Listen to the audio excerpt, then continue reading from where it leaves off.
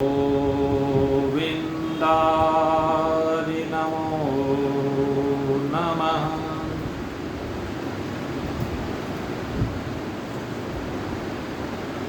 परम सौभाग्यशाली भगवत प्रेमी सज्जन हैं।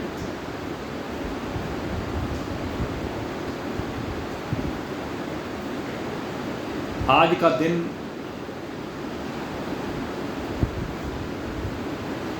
हमारे राष्ट्र के लिए कहिए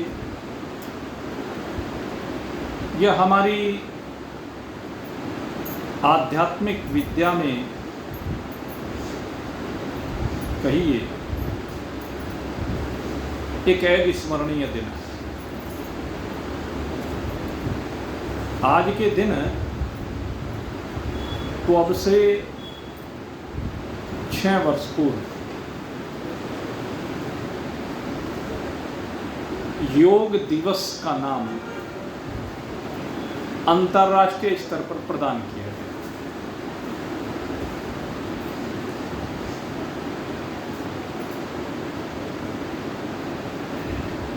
तो इस योग दिवस पर मैं आप सभी को और आप सभी के साथ समस्त भारतवर्ष के नागरिकों को और या कहिए कि संपूर्ण मानव जाति जहाँ भी इस धरा पर विराजमान है, उन सभी को इस योग दिवस की हार्दिक शुभकामनाएं अर्पित करता हूँ। और इस योग दिवस का मुख्य प्रयोजन क्या है कि हम प्रेरित हों। आज के दिन किसी भी दिवस को किसी विशिष्ट रूप में जब हम मनाते हैं तो उस दिन एक प्रेरणा दी जाती है, और वह प्रेरणा महान पुरुषों से प्राप्त होकर के वर्ष पर्यंत हमारा मार्गदर्शन करती है, जीवन जीने की कला सिखाती है। योग एक ऐसी ही चीज है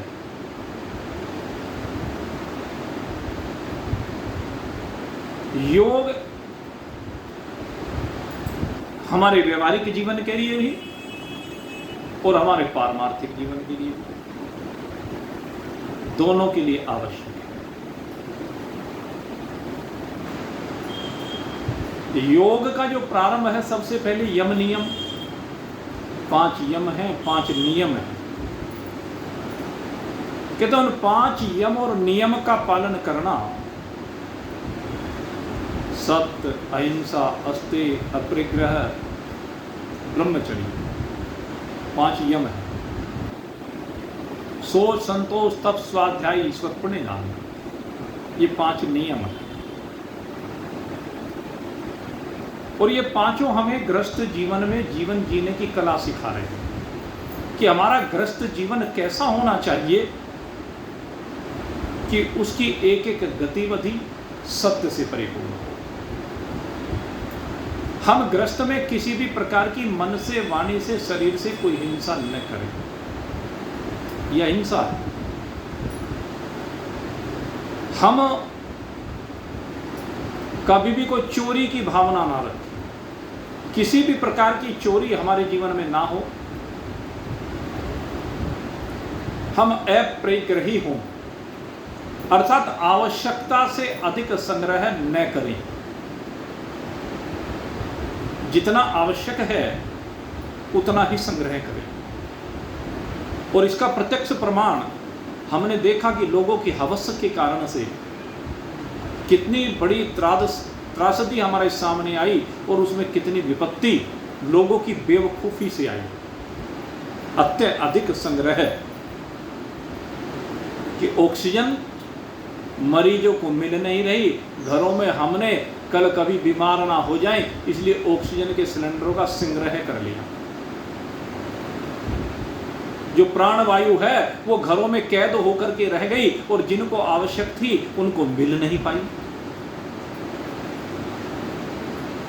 बड़े बड़े नेताओं ने कुछ ने ब्लैकमेल करने के लिए। तो आवश्यकता से अधिक परिग्रह करना, इसमें भोजन सामग्री की बात भी है। हम घर में अत्यधिक भोजन सामग्री एकत्रित कर लेते हैं, इसमें वस्त्रों की बात भी है। हमारे पहनने के लिए जितने वस्त्र आवश्यक हैं उससे अधिक का अगर यदि हम संग्रह करते हैं तो वो पाप है। जितने पहनने के लिए वस्त्र चाहिए, आने जाने के लिए वस्त्र चाहिए, उससे अतिरिक्त हम अगर यदि संग्रह कर रहे हैं और अगर यदि हो गया है तो उसे दान कर देना चाहिए। दान नहीं कर सकते तो बेच दीजिए। दोनों बातें हैं ना। एक तो आप देखिए आपका धन अत्यधिक धन उसमें खर्च हो गया, आपकी पूंजी खर्च हो गई। सोच के देखें, आपको आवश्यकता 10 की है, आपने 100 इकट्ठा कर लिया, कोई भी सामान। घर में चाहिए 10 कुर्सी, रख ली 100 कुर्सी खरीद के, तो 90 कुर्सियों में जो पैसा लगा वो आपकी संपत्ति तो घट गई। और दूसरे वो 90 न जाने किन किन घरों में जाती, बाजार में सामान का अभाव हो जाता है। इसलिए योग में अपरिग्रह कहा गया, आप परिग्रही ना हो। और महान पुरुषों के लिए तो कहा है, अगर सुखदेव जी को देखें, उनसे बड़ा अपरिग्रही कहीं देखने में नहीं आता। महान पुरुष कमंडलू रखते हैं, कोपिन बांधते हैं, बस इतना सा संग्रह है उनका। लेकिन सुखदेव जी वो भी नहीं रखते। कहता है शरीर के ऊपर, ये शरीर भी एक वस्त्र है, तो वस्त्र के ऊपर क्या वस्त्र पहने, इसलिए तिकम्बर रहते। ऐसे सुखदेव जी जल पीने के लिए कमंडलू तक नहीं रखते। कहने लगे ये हाथ भगवान ने इसलिए दिए हैं। तो महान पुरुषों की अगर यदि हम बात करें, वो प्रेरणा देते हैं तो अपरिग्रही बने, ब्रह्मचर्य का पालन करें, देश काल परिस्थिति के अनुसार सोच, जीवन में शुद्धता होनी चाहिए। बाहरी शुद्धता भी आवश्यक है और आंतरिक शुद्धता की भी आवश्यकता है। इसको सोच कहते हैं, पवित्रता। दूसरे संतोष, भगवान जैसा हमारे प्रारब्ध के अनुसार उसका फल प्रदान कर रहा है, उससे संतुष्ट रहें। भगवान के न्याय में तर्क वितर्क ना करें। इसको ज़्यादा दे दिया, मुझे कम दे दिया, मैं मेहनत ज़्यादा करता हूँ फिर भी मुझे कम दिया, ये मेहनत कम करता है फिर भी इसको ज़्यादा दे दिया। तो ये जो भावना है ये गलत भावना है। तो अब केवल अपने आज को देख रहा है और ईश्वर तेरे समग्र को देख रहा है। आज को नहीं, ईश्वर समग्र को देख रहा है। इसलिए आप जो है संतोषी बने। संतोष से बड़ा कोई धन नहीं है। धन में सुख नहीं है, सुख संतोष में है। तो सोच, संतोष, फिर तप। तप का मतलब है अपनी इंद्रियों को तपाना। जब जीवन में प्रतिकूलताएं आए विभिन्न इंद्रियों के प्रति, तो उस समय भी समता का भाव होना। कानों को पकाइए प्रतिकूल शब्द सुनने के लिए, कानों को पकाइए अनुकूल शब्द सुनने के लिए। दोनों प्रकार के जब शब्द आए तो उनको सहन करने की क्षमता हो। प्रशंसा भी हर एक से सहन नहीं होती। ये जो आंखें हैं इनको रूप के प्रति तपाएं, वाणी को शब्द के प्रति तपाएं, समस्त इंद्रियों को तपाएं। जैसे आज क्या कर रहे हैं, निर्जला एकादशी का व्रत कर रहे हैं। ये निर्जला एकादशी का जो व्रत है ये आज बहुत बड़ा तप है। इसमें प्रावधान तो ये है, अगर शरीर की सामर्थ्य हो तो जैसे आप ये ऐसे अंगूठे को करते हैं ना, तो यहाँ पर देखिए गड्ढा बन जाता है। नियम ये है कि सूर्यास्त से पूर्व 3 बार इसमें जल लेकर के उसके द्वारा 3 बार आचमन करना है। 3 बार आचमन करते हैं ना, ओम केशवाय नमः स्वाहा, ओम माधवाय नमः स्वाहा, ओम नारायणाय नमः स्वाहा, जिनके शरीर की सामर्थ्य है। जिनके शरीर की सामर्थ्य नहीं है उनके लिए यह विधान नहीं किया गया। तो ये तप है। व्रत भी, ये जो हम व्रत करते हैं इसमें क्या है, संयम करते हैं। किस पर? अन्न पर, अपने अन्न जल पर संयम करते हैं। रोजाना हमें पता नहीं कि कितनी बार भोजन करते हैं। अजी हम तो 3 बार करते हैं, सुबह नाश्ता, दोपहर में खाना, शाम को खाना। अरे भाई वो तो करते हो, उसके साथ और भी तो करते हो, नाश्ते भी तो करते हो बीच बीच में। कभी फ्रूट्स ले लेते हो, कभी स्नैक्स ले लेते हो, कभी ड्राई फ्रूट्स ले लेते हो, कभी चाय ले लेते हो, कभी लस्सी पी लेते हो, कभी कोल्ड ड्रिंक पी लेते हो। लेते हो कि नहीं लेते हो? तो ये सब क्या है? ये भी तो भोजन के अंतर्गत ही आता है। तो कितनी बार लेते? लेकिन व्रत में एक संयम किया जाता है, एक तप किया जाता है कि नहीं भाई आज नहीं। दिन में अगर यदि हम 10 बार चाय पीते हैं तो आज नहीं भाई, आज तो बस 1 बार पिए। तो ये तप है। अनेक अनेक प्रकार के तप हैं। असली बात क्या है? अनुकूलता और प्रतिकूलता दोनों को सहन करने की क्षमता, ये तप कहलाता है। इसके बाद स्वाध्याय। कहते हैं स्वाध्याय करना बहुत जरूरी है जीवन में। स्वाध्याय किसका करें? कहते हैं सत शास्त्रों का स्वाध्याय करें। और हमारे सत शास्त्र कौन कौन से हैं? कहते हैं प्रारंभ में नीव के ग्रंथ हैं, रामचरितमानस है, रामायण है, हमारे पुराण हैं। इस तरह के जो हमारे ग्रंथ हैं ये नीव के ग्रंथ होते हैं। इनके ऊपर फिर आजकल जैसे वो टाई बीम डाला जाता है, टाई बीम जो डाला जाता है उसके बाद श्रीमद् भागवत, श्रीमद् भगवद गीता, हमारे उपनिषद और ब्रह्मसूत्र, ये टाई बीम के समान। और इसके बाद जो भवन है वो भवन काहे से बनता है? विचार सागर से बनता है, पंचदशी से बनता है, वीर विजय से बनता है, विवेक चूड़ामणि से बनता है, मांडुक्य कारिका से बनता है। और इस भवन के ऊपर फिर एक चोटी लगती है। और वो चोटी किसकी लगती है? वो चोटी लगती है अष्टावक्र गीता की, अवधूत गीता की, पक्षपात रहित अनुभव प्रकाश की इत्यादि। तो ऐसा हमारा भवन होना चाहिए, ऐसा हमारा स्वाध्याय का क्रम होना चाहिए। ये स्वाध्याय। और फिर कहा ईश्वर प्रणिधान। मुख्य बात है अब ईश्वर प्रणिधान। ईश्वर को पूरी तरह से समर्पित हो जाओ। कैसे समर्पित हो जाओ? तू मेरा और मैं तेरा। मैं तेरा चेला हूं, तू मेरा गुरु है, जैसे कहते हैं ना। तो भगवान मेरा गुरु है, मैं भगवान का चेला हूं। और भगवान जी से ऐसा संबंध जोड़ो कि भगवान जी आ जाए और आकर के ज्ञान प्रदान कर दें। ये जीवन की सबसे बड़ी उपलब्धि है। मैं आपको बता दूं, जीवन से परे की बात तो अपने स्वरूप का बोध है, लेकिन जीवन की अगर उपलब्धि है तो वो ईश्वर का साक्षात्कार है। ईश्वर के साक्षात्कार से बढ़कर के दुनिया में कोई भी उपलब्धि नहीं। इसीलिए भक्ति की ना, लेकिन उसका फल, ईश्वर साक्षात्कार का जो फल है वो आत्मज्ञान है।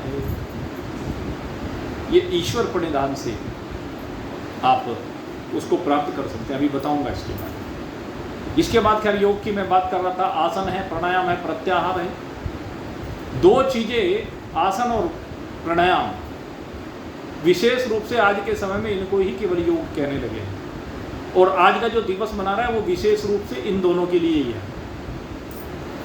इससे क्या होगा? हमारा शरीर सही रहेगा, शरीर स्वस्थ रहेगा, निरोगी रहेगा। और संसार में कहा गया कि पहला सुख निरोगी काया। इसको सबसे पहला सुख माना गया, क्योंकि अगर यदि आपकी काया ही सही नहीं है, निरोगी नहीं है, आरोग्य से संयुक्त आप नहीं है, तो क्या करेंगे? आगे परमार्थ का काम भी फिर हो नहीं पाता। बार बार विक्षेप आता है। जब इंद्रियां ठीक नहीं होती हैं, शिथिलता होती है शरीर में, विकार होते हैं शरीर में, घुटनों में दर्द होते हैं, तो उस समय फिर सभी कार्य आप यथोचित नहीं कर पाते। इसके बाद कहा योग असली कहाँ से प्रारंभ होता? प्रत्याहार से। प्रत्याहार है मन। ये जो हमारा मन है ना, बस इस मन को नियंत्रित करना है, इस मन को एक जगह पर केंद्रित करना है। जैसे जैसे केंद्रित होना शुरू हो जाएगा वो ध्यान में कन्वर्ट हो जाएगा। और ध्यान में कब कन्वर्ट होगा? जब आपकी धारणा बन जाएगी भगवान के प्रति कि हाँ मेरा सच्चा हितैषी यही है, ये धारणा जब बन जाएगी, और फिर वो ध्यान जब एक प्रकार की वृत्ति आपकी निरंतर प्रवाहित होगी तो समाधि में परिवर्तित हो जाएगा। और समाधि का नाम ही हमारे यहाँ योग कहा गया। जब समाधि की स्थिति में जीव पहुंच जाता है, चाहे वह पहले सविकल्प समाधि होती है और फिर निर्विकल्प समाधि होती है। निर्विकल्प समाधि में योग की सिद्धि कही गई है, क्योंकि वहां पर जाकर के चित्त की वृत्ति विश्राम को प्राप्त हो जाती है। तो ये योग की बात है। लेकिन हम जिस पढ़ाई को कर रहे हैं उसमें योग से आगे की बात की गई है। जहां पर जाकर के योग समाप्त हो जाता है उसके बाद यहां से पढ़ाई हमारी शुरू होती है। ये जो वेदांत की पढ़ाई है, जहां जाकर के योग का अक्ष्य हो जाता है, योग की परिपूर्णता हो जाती है, योग निवृत्त हो जाता है, योग की निवृत्ति के बाद तब वेदांत की पढ़ाई शुरू होती है। कल आपको बताया था, योग रतो वा भोग रतो वा संग रतो वा संग विहीन यस्य ब्रह्मणि रमते चित्तम नंदति नंदति नंदति एव भज गोविंदम भज गोविंदम गोविंदम भज मूढ़मते। अब कौन सी बात कर रहे हैं? कहते हैं योग में रहो या भोग में रहो। कहते हैं योग और भोग दोनों की परिस्थिति से जो ऊपर उठ गया है, आसक्ति और अनासक्ति दोनों की सीमा से जो ऊपर उठ करके यस्य ब्रह्मणि रमते है चित्तम, जिसका चित्त केवल एक ब्रह्म में ही रमण करता है, जिसे चराचर जगत में एक ब्रह्म के अतिरिक्त और कुछ भी अवलोकित नहीं होता है। यस्य ब्रह्मणि रमते चित्तम, एक ब्रह्म के अतिरिक्त उसका चित्त कहीं उड़ जाता ही नहीं।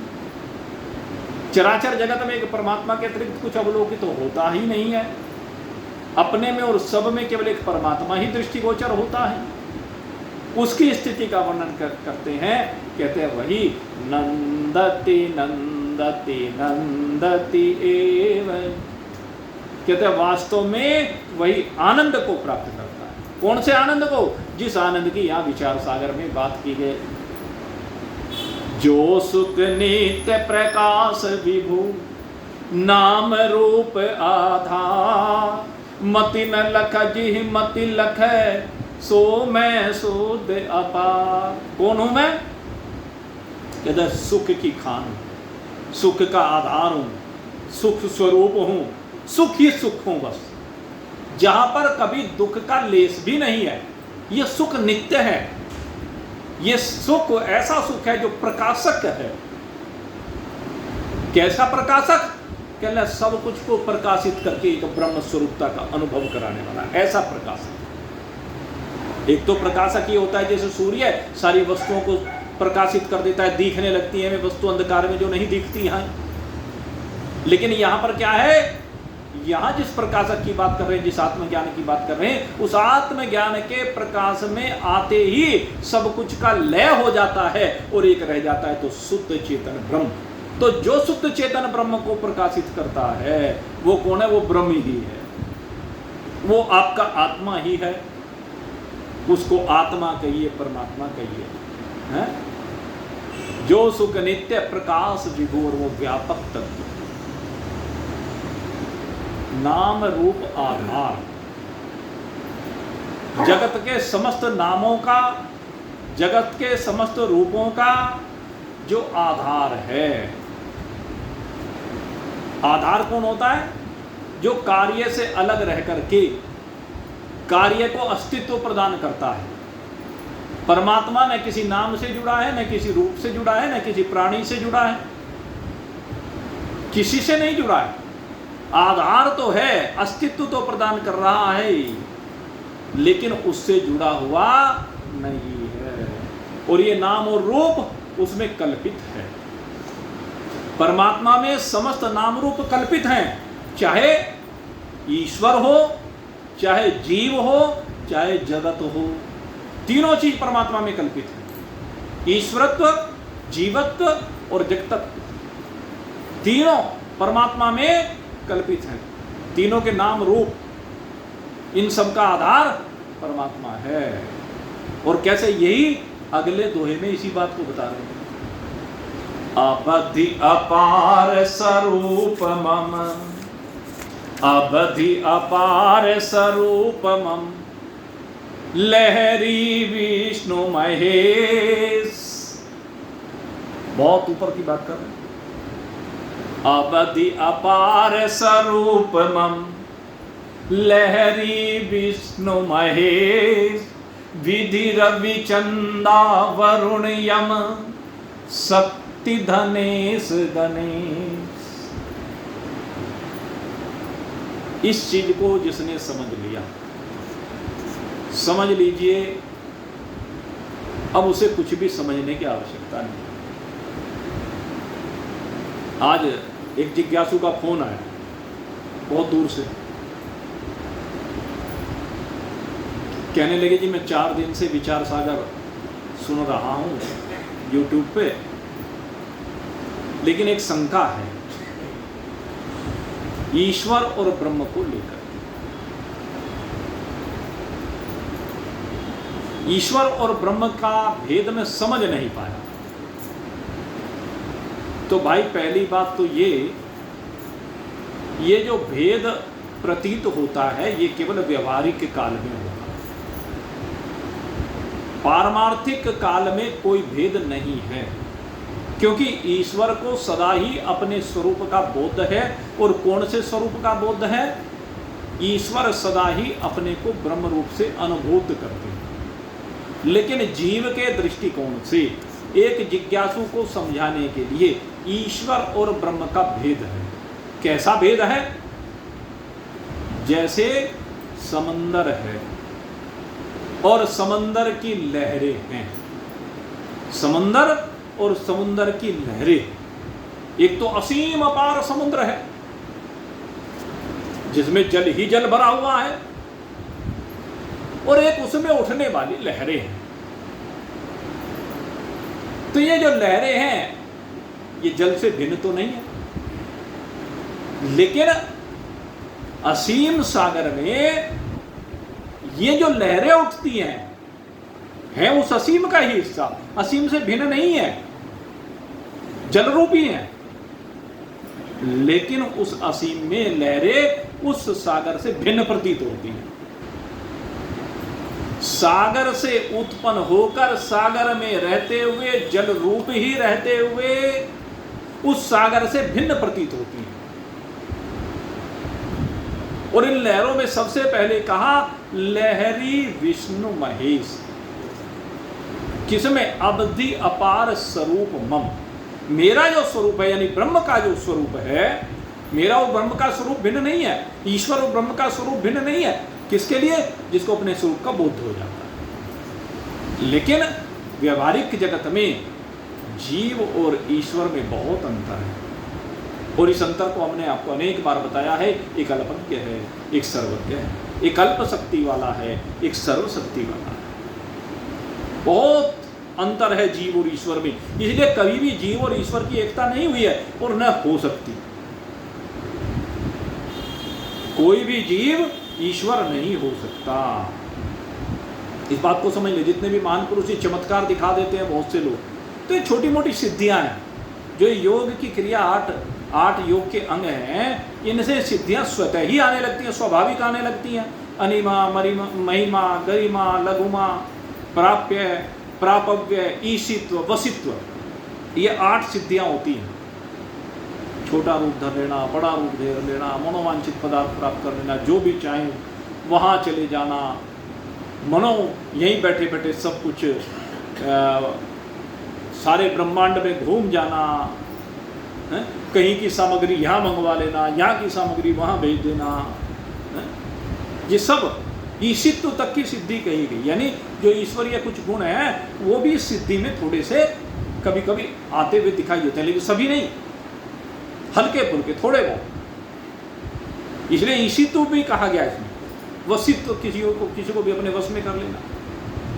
सम्मोहन विद्या भी एक ऐसी विद्या होती है जिससे वश में कर लेते हैं, लेकिन सम्मोहन में और इस वशित्व सिद्धि में अंतर है। दोनों वशित्व सिद्धि और सम्मोहन दोनों भिन्न चीज है।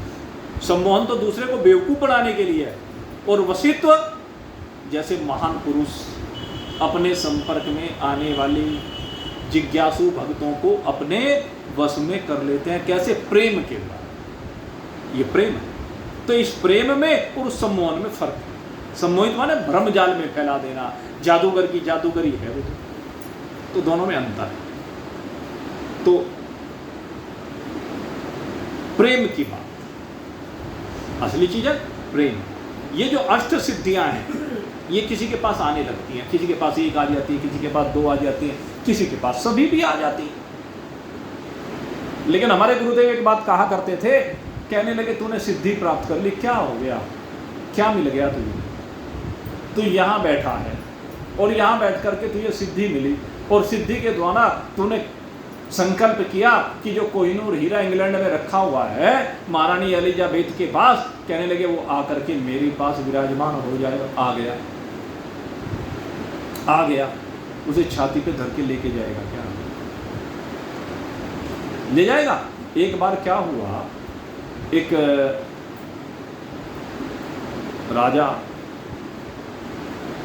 एक महान पुरुष के पास आया, और महान पुरुष के पास आने के बाद महाराज ने पूछा, भाई क्या बात है? राजा कहले जी मैं इतना बड़ा बनना चाहता हूँ, इतनी संपत्ति एकत्रित करना चाहता हूँ, ये चाहता हूँ, वो चाहता हूँ। कहने लगे अच्छा भाई बड़ी अच्छी बात है, तू पाना चाहता है, तेरे पास कमी है क्या? कहले जी भंडार भरे पड़े हैं, पर और भरना चाहता हूँ। तो अपनी झोली में हाथ डाला, और झोली में हाथ डाल करके एक बड़ा सुंदर सा उसमें से लाल निकाला, बड़ा कीमती। और वो कहने लगे तो महाराज कहले दुनिया में इससे कीमती कोई लाल नहीं है, कोई हीरा नहीं है, कोई जवाहरात इससे कीमती नहीं है, सबसे कीमती है। अब वो देख करके आके चुंधी आ गई। कहने जी हाँ ये तो आपने सही बात कही, वास्तव में ये तो अनमोल है। कहने लगे मैं तुझे दे देता हूँ। कहने जी बड़ी कृपा आपकी। कहने नहीं कृपा नहीं, अभी मैं उधार के रूप में देता हूँ। कहने लगे जी फिर फायदा क्या? फायदा क्या? उधार? कहले हाँ चल अच्छा एक काम करता हूँ, तेरी जिंदगी में तेरे से नहीं मांगूंगा। कहले हाँ पर फिर ठीक। कहने लगे पर एक काम करना भाई, जब तू यहां से जाने लगे ना तो मैं भी जाऊंगा उसी समय। यहां से इस मृत्यु लोक को छोड़ करके तू भी स्वर्ग में जाएगा और मैं भी स्वर्ग में जाऊंगा। तो बस एक काम करना, ये लाल तू वहां लेकर के जाना, वहां मेरा लाल मेरे को लौटा देना। कहने लगे हाँ ठीक है। अब कह तो दिया, लेकिन राजमहल में आया और फिर विचार करने लगा उस लाल को देख के। कहने लगे स्वर्ग में तू लेके कैसे जाएगा? यहां से तो कोई चीज जा नहीं सकती। फिर विचार करने लगा, विचार करते करते अपने खजाने की ओर नजर दौड़ाई। कहने लगे इसमें तो कुछ भी नहीं ले जा सकता, अरे ये तो सारा ही मुझे यहां छोड़ के जाना पड़ेगा। जब मैं स्वर्ग में जाऊंगा तो सब यहीं छोड़ के जाना पड़ेगा, मेरे साथ यहां से कुछ भी नहीं जाएगा। कहने लगे फिर मैं यहां आसक्त क्यों हो रहा हूं? राजा स्वयं चिंतन करने लगा। कहां तो उसकी इतनी लालसा थी कि सारी दुनिया का धन मेरे घर में आ जाए, और कहां अब विचार करने लगा इसमें तो कुछ भी मेरे साथ जाने वाला नहीं है। और फिर रही बात बाल बच्चों की, तो उनका क्या भरोसा, सुरक्षित रखेंगे कि नहीं रखेंगे? आंखें खुल गई राजा की। और जो राजा अत्यधिक परिग्रही था, मन का परिवर्तन हुआ। बस मन के परिवर्तन की तो बात है। मन में परिवर्तन हुआ और परिवर्तन होते ही वो परिग्रही राजा अपरिग्रही बन गया, भंडारे चला दिया। और सारा धन बस अब तो आने लगा जाने लगा, आने लगा जाने लगा। और एक दिन महाराज के पास फिर आया, कहने लगे महाराज अपना कर्जा यहीं ले लो। आगे के लिए क्या कर्जे की बात करनी, मैं तो इस बार सब हिसाब चुकता करके जाना चाहता हूं, जिससे फिर आने जाने की बात रहे ही नहीं, आने जाने की बात से बाहर निकल जाए। कहने लगे आ गई तेरी समझ में बात। कहने लगे बेटा अब बैठ। और तब बैठा, तब उसको उपदेश किया, तब उसको समझाया, अबधि अपार स्वरूप मम, मेरा जो स्वरूप है वो अनंत है, वो असीम है। और मेरे स्वरूप की ये सब लहरें हैं। कौन सी लहरें हैं? लहरी विष्णु महेश। हमारे यहाँ ये भगवान के 2 रूप माने गए, वैसे तो 5 माने गए, लेकिन मुख्य रूप से भगवान शंकर और भगवान विष्णु, ये 2 भगवान विशेष रूप से माने गए। फिर माँ भगवती मानी गई, सूर्य नारायण गणपति बाबा को माना गया। स्मार्ट लोग 5 को भगवान मानते हैं। सगुण साकार रूप में हमारे यहाँ भगवान के 5 रूप माने गए। निर्गुण निराकार को मानने वाले ब्रह्म को ही भगवान कहते हैं। यद्यपि जब भगवान को परिभाषित किया जाता है कि जो 6 ईश्वरियों से संयुक्त है उसको भगवान कहते हैं। भगवान, भग माने षड ऐश्वर्य संयुक्त, जो षड ऐश्वर्य हैं उनसे जो संयुक्त है वो भगवान है। ज्ञान है, वैराग्य है, श्री है, कीर्ति है, ऐश्वर्य है। इस तरह 6 ऐश्वर्य जिसके पास है, असीम शक्तिशाली जो है वो ईश्वर है, लेकिन वो भी ब्रह्म स्वरूप की एक लहर है। फिर जीव रूपी लहर और ईश्वर रूपी लहर में क्या फर्क है? कहते हैं जीव एक बूंद के समान है, ईश्वर का जीव का जो अस्तित्व कितना है, जीव का परिमाण कितना है, कहने लगे एक बूंद के समान समझ लीजिए। और ईश्वर कहते बहुत विशाल लहर, पूरा समुद्र नहीं, शरीर रूप से पूरा समुद्र नहीं, पूरा समुद्र तो ब्रह्म है, लेकिन उस ब्रह्म में जितने भाग में स्फुरना होती है ब्रह्म के, ये ध्यान से समझ लेना इस बात को। ब्रह्म के जितने भाग में स्फुरना होती है, किसके द्वारा? उनकी शक्ति प्रकृति के द्वारा। जब साम्य अवस्था में विराजमान प्रकृति में हलचल होती है तो स्फुरना होती है, और उस स्फुरना के होने पर ही वहां पर वो प्रकृति एक दर्पण का रूप धारण कर लेती है, और उस दर्पण में परमात्मा का प्रतिबिंब पड़ता है, जिसको चिदाभास कहते हैं। और वो चिदाभास उस शुद्ध चेतन ब्रह्म के जितने भाग में विराजमान है, या कह लीजिए दर्पण जितने भाग में विराजमान है, दर्पण जितने भाग में विराजमान है उतने में ही चिदाभास है। तो उस दर्पण से आच्छादित जितना ब्रह्म है, उन तीनों को मिला करके ईश्वर कहलाता है। और ये शुद्ध सतोगुणी होता है, इसमें कोई मलिनता नहीं होती, कोई विकार नहीं होता, कोई गंदगी नहीं होती, एक होता है, विशाल होता है। और यही ईश्वर, ये जो सबसे बड़ी लहर है, यही ईश्वर फिर अनेकानेक ब्रह्मांडों की संरचना करता है। तो ईश्वर सगुण साकार रूप को लेकर के कहा गया है, और ब्रह्म निर्गुण निराकार तत्व है, वास्तविकता है। उस निर्गुण निराकार तत्व में ईश्वर कल्पित है, वास्तव में ईश्वर भी कल्पित है। क्यों कल्पित कहा मैंने? जैसे जल से भरे हुए सागर में लहर कल्पित है तो ब्रह्म, है तो जल ही। जैसे जल में लहर जल ही है, ऐसे ब्रह्म में ईश्वर ब्रह्म ही है।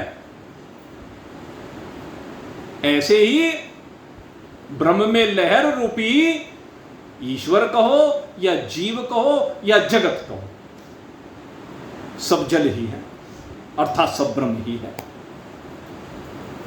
यही चीज हमें समझ, इसीलिए कहा लहरी विष्णु महेश विधि रवि चंदा वरुणियम। और इसके बाद पहले तो ईश्वर की बात की है, ईश्वर के बाद आगे ईश्वर से जो प्रकट हुए हैं, कौन प्रकट हुए? पहले ब्रह्मा जी प्रकट हो गए, सूर्य नारायण प्रकट हो गए, विधि रवि चंदा वरुणयम, रवि चंदा चंद्रमा, वरुण जल का देवता, यम मृत्यु कह लीजिए, शक्ति धनेश गणेश। शक्ति माने दुर्गा, अनेक रूप में, 5 रूपों में विशेष रूप से मानी जाती है दुर्गा।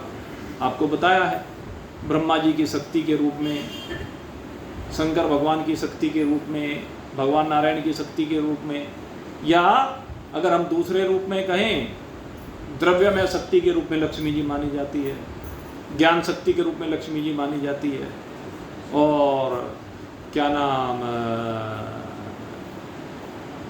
क्रिया शक्ति के रूप में माँ गौरी मानी जाती है, तेज शक्ति के रूप में गायत्री सावित्री मानी जाती है। गायत्री सावित्री दोनों को मिलाकर एक ही माना गया है, गायत्री और सावित्री। ब्रह्मा जी की जो 2 धर्मपत्नी हैं, ये इन दोनों को एक माना गया, इनमें भेद नहीं किया गया, दोनों तेजों में ही है। और फिर राधिका रानी प्राणमयी शक्ति, तो 5 शक्ति के रूप में इनको माना है। तो यही शक्ति की बात कर रहे हैं, ये भी लहरियां हैं, ब्रह्म की लहर हैं ये भी। बस फर्क यही है भाई, ये जो लहर है, कोई छोटी लहर है, कोई बड़ी लहर। किसी के पास 1 लाख की संपत्ति है, किसी के पास 1 करोड़ की संपत्ति है, किसी के पास 1 अरब की संपत्ति है, किसी के पास खरबों अरबों खरबों की संपत्ति है भाई। आगे वो क्या कहते हैं, पद्म नील शंख वगैरह वगैरह है। इतनी संपत्ति होगी, जीरो लगाते चले जाओ, बढ़ाते चले जाओ, होती रहे। फर्क क्या है? शरीर तो जैसा उस पद्म नील वाली संपत्ति वाले का है, ऐसा ही भिखारी का है। दोनों के शरीर में कोई भिन्नता नहीं, दोनों पंचभौतिक है। पंचभूतात्मकम विश्वम मरीचि जल सन्निभम, पंचभूतात्मक विश्वम मरीचि जल सन्निभम। क्षिति जल पावक गगन समीरा, पंचरचित यह अधम शरीरा। सबके शरीर कैसे हैं? क्षिति जल पावक गगन समीरा। सभी के शरीर इन पंचभूतों से बने हैं, किसी के भी शरीर में कोई अंतर नहीं है, गरीब का हो, अमीर का हो, संत का हो, भक्त का हो, लेकिन ईश्वर का शरीर नहीं है। ध्यान रखना। आपको एक चीज बता दूं, ईश्वर का शरीर पंचभौतिक नहीं होता, क्योंकि पंचभूतों की रचना ईश्वर के द्वारा बाद में होती है। ईश्वर पंचभूतों का निर्माता है। तम प्रधान प्रकृति में बैठ करके जब वो ईक्षण करता है, तब आकाश वायु अग्नि जल और पृथ्वी उत्पन्न होती है। उसके बाद पंचभौतिक शरीर बनते हैं। तो ईश्वर का शरीर पंचभौतिक नहीं है। ईश्वर का शरीर कैसा है फिर? कहते हैं ईश्वर का स्वरूप चिन्मय स्वरूप है। कैसा है? चिन्मय स्वरूप। चिन्मय स्वरूप माने ये समझ लीजिए प्रकाश रूप। वैसे तो चेतनता को कहते हैं, एक चैतन्य स्वरूप है ईश्वर का शरीर। ईश्वर के शरीर में और जीव के शरीर में ये बहुत बड़ी भिन्नता है कि ईश्वर का शरीर केवल एक चैतन्य है, केवल एक प्रकाश रूप है, और जीव का शरीर ये पंचभौतिक है। और यहां तक कि सृष्टि जब आगे निर्माण में आती है, सभी के शरीर फिर पंचभौतिक हो जाते हैं। लेकिन भगवान नारायण का शरीर पंचभौतिक नहीं है, वो प्रकाश रूप है, क्योंकि उसमें केवल शुद्ध सतोगुणी प्रकृति है, उसमें ब्रह्म का प्रतिबिंब है। लेकिन यहां जीव के शरीर में फर्क क्या है कि जीव का शरीर कब बनता है? जब अविद्या, अविद्या माने मलिन सतोगुण, मलिन सतोगुण में जब प्रतिबिंब पड़ता है परमात्मा का, और वो परमात्मा का पड़ा हुआ प्रतिबिंब, परमात्मा, परमात्मा का प्रतिबिंब और वो अविद्या, तीनों जब किसी पंचभौतिक शरीर में प्रविष्ट होते हैं, तब ये जीव दृष्टिगोचर होता है। अगर हम केवल कारण शरीर की बात करें तो कारण शरीर तो सबका ही चिन्मय है, लेकिन यहां पर सूक्ष्म शरीर भी है, यहां जीव में सूक्ष्म शरीर भी है, और सूक्ष्म शरीर पंचभूतों से बनता है। 5 ज्ञानेंद्रिय, 5 कर्मेंद्रिय, 5 प्राण, अंतःकरण, चतुष्टय, ये 19 तत्व। ये कहां से प्रकट होते हैं? ये 19 के 19 तत्व भूतों से प्रकट होते हैं। 5 भूतों के सतोगुण से, कर्म से है। एक एक ज्ञानेंद्रिय प्रकट होती है। कानों की उत्पत्ति आकाश से होती है सतोगुण से, वायु के सतोगुण से त्वचा उत्पन्न होती है, अग्नि के सतोगुण से आंखें प्रकट होती हैं, जल के सतोगुण से रसना प्रकट होती है, और पृथ्वी के सतोगुण से नासिका प्रकट होती है।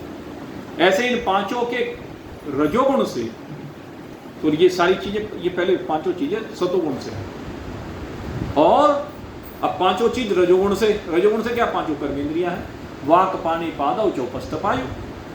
ये 5 के 5 जो कर्मेंद्रियां हैं, ये आकाश, वायु, अग्नि, जल, पृथ्वी से क्रमशः उत्पन्न होती हैं। तो ये पंचभूत से अलग नहीं है।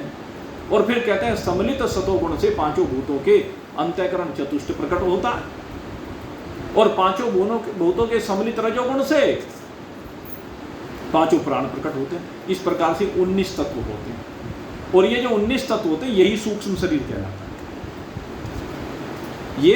ये भूतात्मक है, ये सूक्ष्म शरीर भूतात्मक है, कारण शरीर भूतात्मक नहीं है। कारण स्वरूप सबका चिन्मय है। कारण शरीर जो है वो सबका चिन्मय है, क्योंकि उसमें केवल प्रकृति है, अर्थात स्वभाव है, गुण है। उसमें प्रतिबिंबित चिदाभास है और ब्रह्म है। ये 3 चीजें हैं। उसको आप जीव कह लीजिए, कारण शरीर कह लीजिए, एक ही बात है। और वो फिर इस सूक्ष्म शरीर के माध्यम से स्थूल शरीर के उपकरणों को लेकर के इस संसार में काम करता है। लेकिन ईश्वर केवल चिन्मय है, उसे किसी कर्ण की आवश्यकता नहीं है। क्यों? क्योंकि वो तो कर्णों का बनाने वाला है। जब जिस कर्ण की आवश्यकता अनुभव करे, वही कर्ण प्रकट हो जाता है ईश्वर को। जैसे जिस समय जरासंध ने आक्रमण किया, तो जरासंध के आक्रमण के समय भगवान बलराम जी को साथ लेके बाहर अकेले ही आए, बाहर लड़ने के लिए। और जब बाहर लड़ने के लिए आए, इतनी बड़ी विशाल सेना, 23 अक्षोहिणी, महाभारत में तो 18 अक्षोहिणी सेना वीर गति को प्राप्त हुई, लेकिन वो अकेला 23 अक्षोहिणी सेना लेके आया। महाभारत के युद्ध तक तो भगवान ने सारा निपटा लिया था मामला, बड़े बड़े जो थे उनको तो सबको निपटा लिया। जरासंध की तुलना में तो एक भी वीर नहीं था महाभारत के युद्ध में। पांडवों को छोड़ दें, कौरवों में एक भी युद्ध ऐसा नहीं था जो जरासंध की तुलना कर सके। ऐसे ऐसे योद्धा थे। शिशुपाल सामान्य वीर नहीं था, शिशुपाल भी। रावण था भाई, रावण ही शिशुपाल बनकर के आया था। आपको बता दे, कुंभकर्ण दंतवक्र बनकर आया था, जिनकी ज्यादा चर्चा नहीं होती। तो एक से एक वो नरकासुर था, उस जैसा असुर जिसने 16,100 राजकन्याओं को कैद कर रखा था। आप सोचो, 16,100 राजकन्याएं जिसके यहाँ कैद थी, तो इसका मतलब 16,100 राजाओं को परास्त कर रखा था उसने, 16,100। और मैंने कहा चलो एक एक जगह से कहीं कहीं भी ले आया हो तो 16,100 राजकन्याएं कितने राजाओं को परास्त करने के बाद लेके आया होगा, उनको मार मूर के लाया होगा। कितना बड़ा वीर था, सामान्य वीर नहीं था वो। और जो उसके यहाँ वो क्या नाम थी वो, अरे वह थी भाई, एक वह थी लड़की, उसके मंत्री की लड़की थी शायद, मुरारी कहते हैं ना भगवान को, उसका सेनापति था वो मूर नाम का राक्षस, उसकी बेटी थी वो कामकंटकी है। वैसे तो उसका दूसरा नाम भी, 2 नाम हुए उसके। वो इतनी बड़ी योद्धा थी अकेली, उसके सामने कोई टिक नहीं सकता था। खैर वो भगवान ने फिर उसको परास्त किया और उसने संकल्प लिया हुआ था कि जो मुझे युद्ध में परास्त कर देगा मैं तो उसी के साथ विवाह करूंगा। बहुत आए और सब उसके हाथों परास्त होकर चले गए। आखिर भगवान ने घटोत्कच को भेजा और घटोत्कच के साथ ही फिर उसका विवाह हुआ। इसी घटोत्कच का वो जो है ना बड़ा प्रसिद्ध है अब जा, कौन बोला, बबरीक, खाटू श्याम, इन्हीं का बेटा है वो, कामकंटकी और घटोत्कच का। तो खैर एक से एक बड़े असुर हुए, असीम शक्तिशाली हुए, लेकिन सारे भूतात्मक, क्या है, पंचभूतात्मक शरीर हैं ये सब। और ईश्वर का शरीर चिन्मय शरीर है। तो ईश्वर की और जीव के दोनों के शरीरों की भिन्नता है, लेकिन अगर यदि ब्रह्म रूप से देखा जाए तो दोनों में कोई भिन्नता नहीं है। ईश्वर कर्तुम अकर्तुम अन्यथा कर्तुम सर्व समर्थ है, ईश्वर है, सब करने में समर्थ है। जरासंध जब आया सामने तो क्या किया ईश्वर ने, ये हाथ ऊपर को किया और दारुगुण का रथ लेकर आ गया, उनके आयुध लेकर आ गया, सुदर्शन चक्र भगवान ने ग्रहण कर लिया, बलराम जी ने हल ग्रहण कर लिया, आह्वान किया। तो ये है ईश्वरीय शक्ति, इसे कहते हैं। और उसे ईश्वर को तो ये है कि जब यहाँ अवतरित भी होते हैं तो उस समय भी उनके पास इतनी शक्ति है कि उन्हें इन चीज़ों की भी आवश्यकता नहीं, अस्त्र शस्त्र की भी, लेकिन व्यवहार के लिए दिखाना पड़ता है। नहीं तो जब भगवान का अवतरण हुआ उस कैद खाने में, अब देखो वहाँ अपने आप ही नहीं चमत्कार होते चले गए सारे। वहाँ क्या किया, किसने किया, सारी चमत्कार अपने आप होते गए, भगवान श्री कृष्ण के अवतरित होते। सारे द्वारपाल सो गए, सारी जंजीरें जो पड़ी हुई थी जिनमें बंधे पड़े थे वसुदेव की देव की, सब खुल गई, ताले खुल गए, रास्ते खुल गए हैं। जमुना जी भगवान के चरणों का स्पर्श करते ही शांत हो गई। आप सोच के देखें, यशोदा जी जिसने अपनी एक पुत्री को जन्म दिया और उसे ये तक नहीं पता कि तूने पुत्री को जन्म दे दिया, ऐसा कभी संभव है क्या है? एक बार एक कथा सुनाया करते हैं, एक महिला कहने लगी, वो गर्भवती थी, कहने लगी भाई जब जो है वो मेरे बालक के जन्मने का समय है मुझे उठा देना, मुझे सोने की बड़ी बीमारी है। कहने लगे हम क्या उठाए, तू ही उठाती फिरेगी सबको। तो ऐसा ही होता है।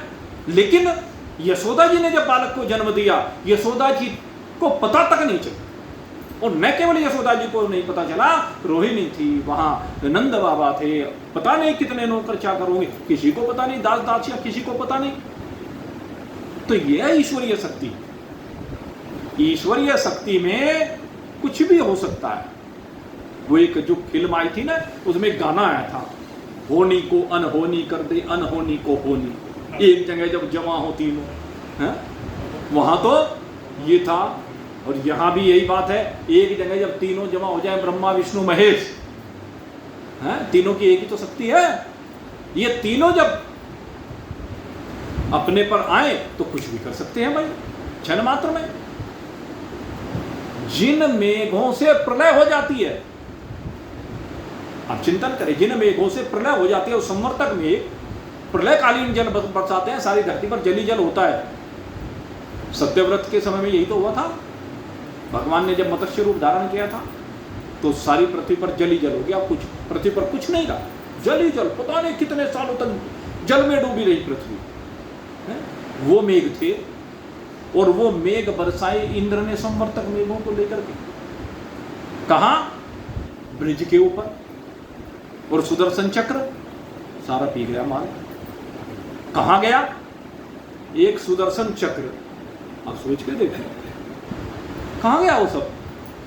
ये है अनहोनी को होने कि नख पर गोवर्धन को धारण कर लेते हैं, ये ईश्वर है, ये उनकी शक्ति है। लेकिन लहरी विष्णु महेश, इतनी सब शक्तिशाली होने पर भी ईश्वर वो भी ब्रह्म के स्वरूप में एक लहर मात्र ही है, लहर से भिन्न कुछ भी नहीं है। लेकिन वो सबसे बड़ी लहर है, सबसे समर्थ लहर है, सबसे शक्तिमान लहर है, और समस्त जीवों को उसी की उपासना करनी चाहिए। उसकी उपासना के द्वारा ही वो अपने आप को जल रूप से अर्थात ब्रह्म रूप से अनुभूत कर सकता है।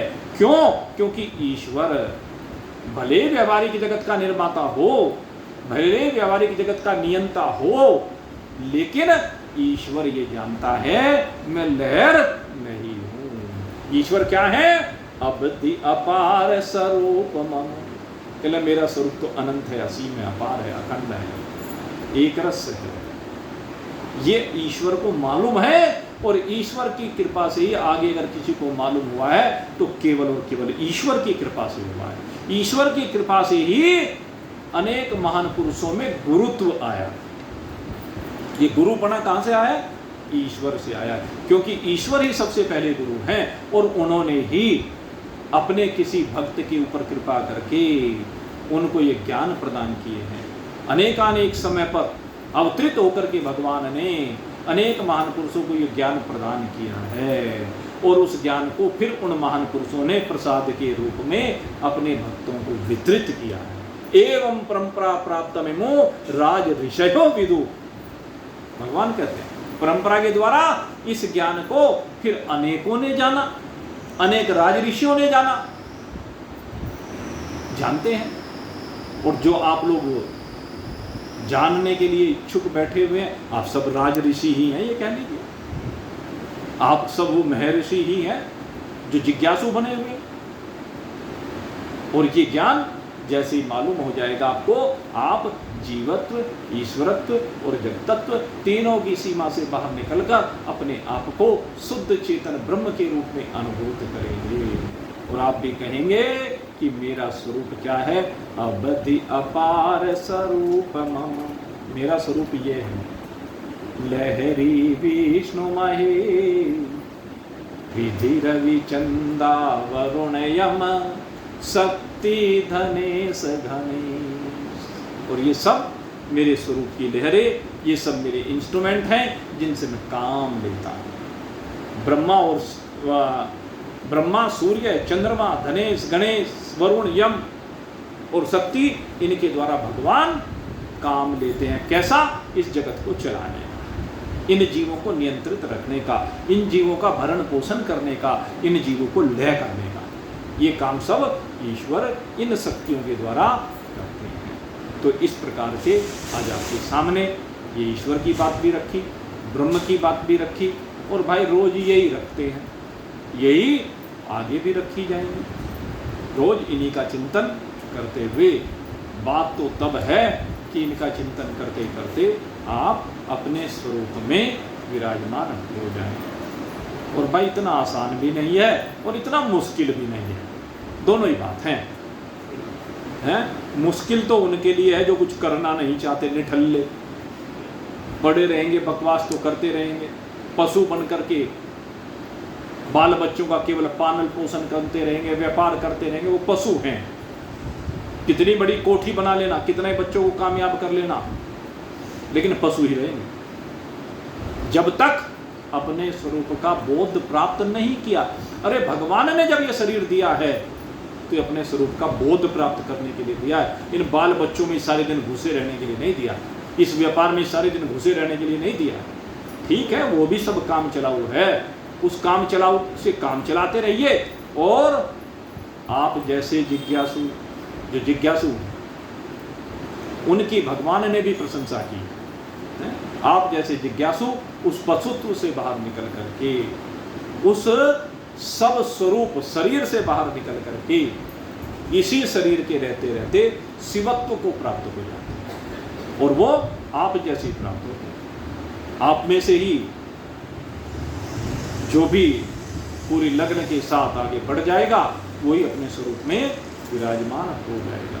तो आप सबके लिए इस योग दिवस पर आज निर्जला एकादशी के दिन मैं भगवान श्री हरि नारायण से प्रार्थना करता हूँ, क्योंकि आप ही अखिल ब्रह्मांड के गुरु हैं।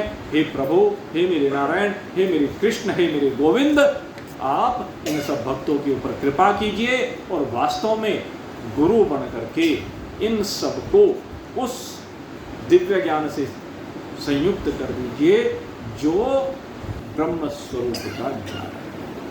आप सबके लिए यही शुभकामना करते हुए आप सबको बहुत बहुत शुभकामना देते हुए अब यहीं पर आज इस सत्संग को विश्राम देंगे।